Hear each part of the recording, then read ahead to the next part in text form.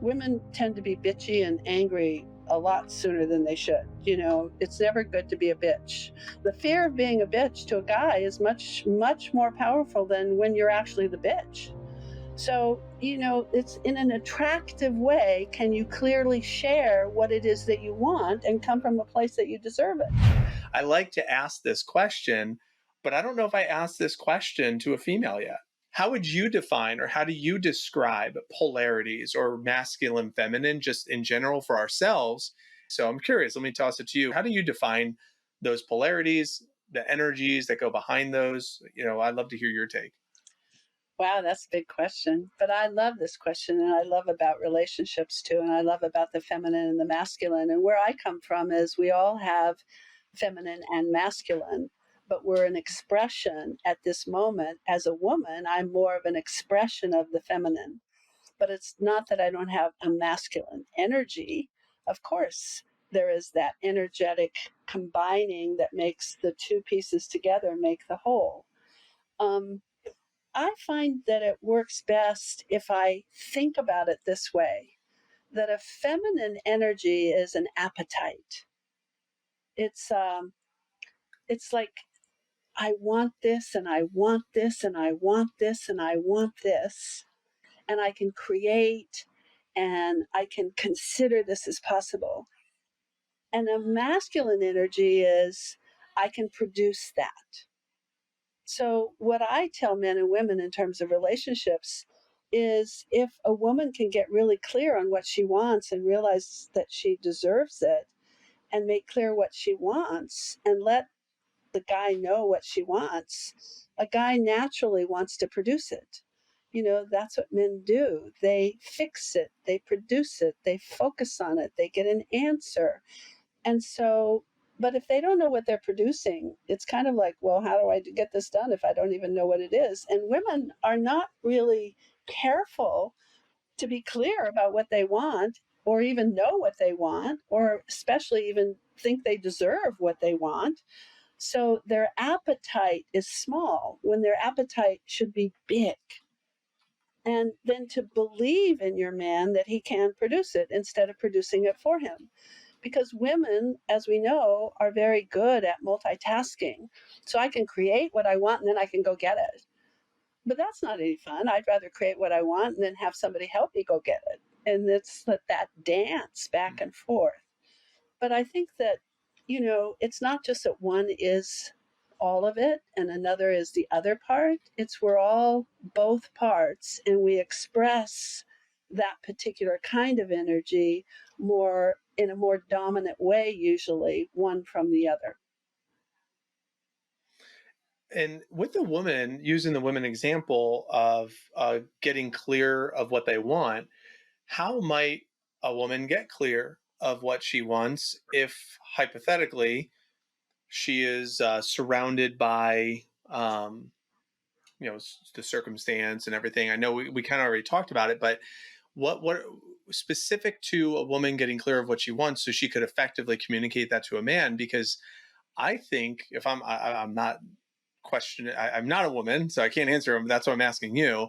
But I would think that there would be almost like this like it would take a vulnerability that, like, what if I say this is what I want and he can't satisfy those needs, and then I feel like he might not be the one, or maybe there's something wrong with me, and like it can kind of create even almost like a downward cycle for the woman if she was vulnerable enough to say this is what I want and I would love for you to help me get there, and then it's like, oh no, he can't help me get there.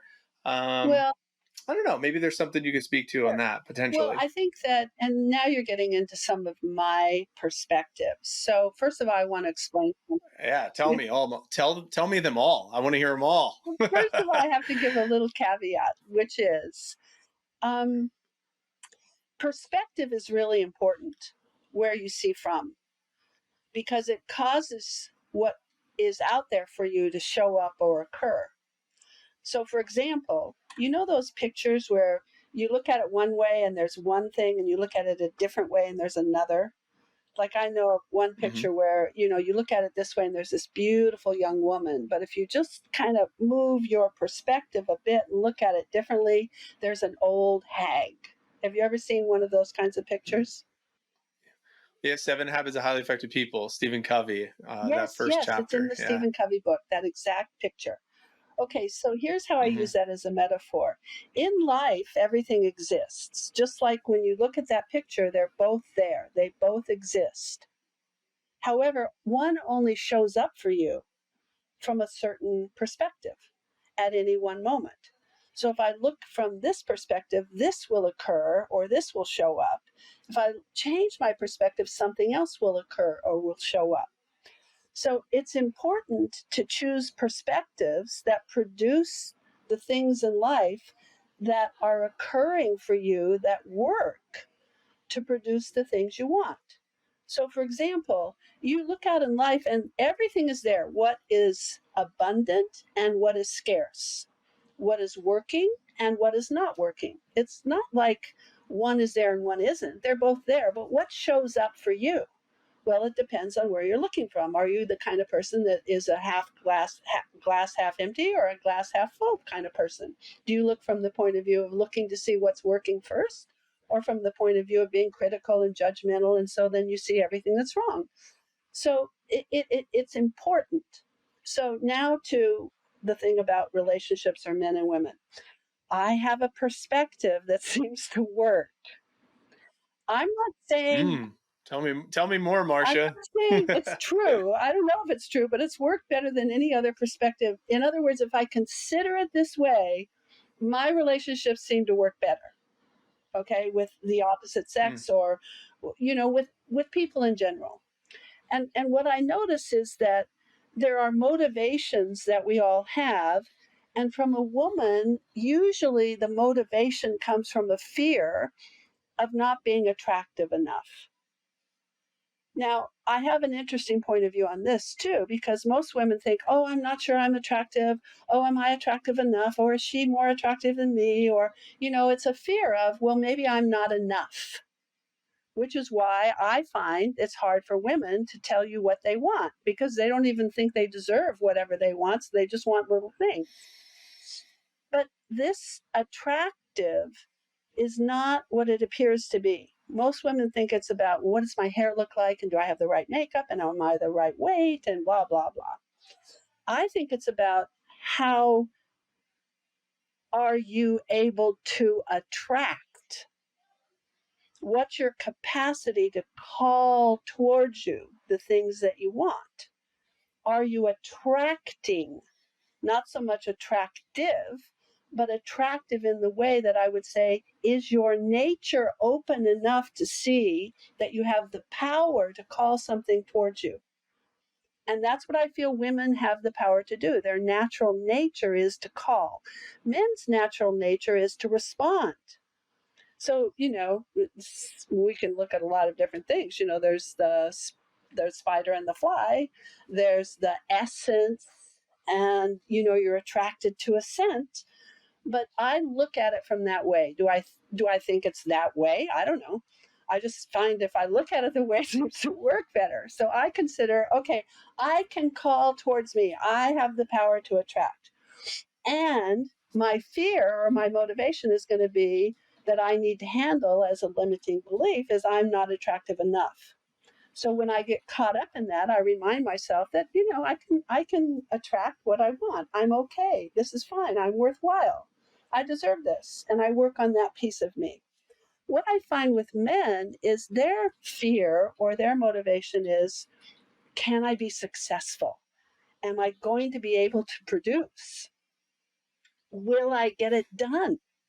And you see a lot of men that they wait to start, and I think part of it is, and I don't know if this is really true, I'm just saying I use this as a perspective and it seems to work, that I kind of deal with men as if they might be concerned whether they're going to be successful. So the way I deal with a man as a woman is I don't help them because that would castrate them. That would prove to them that they can't get it done if I do it for them. So what I do instead is I believe in them. I put something out that I want, and if my guy says, "Oh, I'm sorry, I can't do that," I would say, "Honey, I know you can. I believe in you, until that part of him is assuaged to the point where he's willing to try. And boy, you tell a man how great he is about what he did, and he'll want to do more of that. So I just think any human being can do anything. It's the fear that's in the way.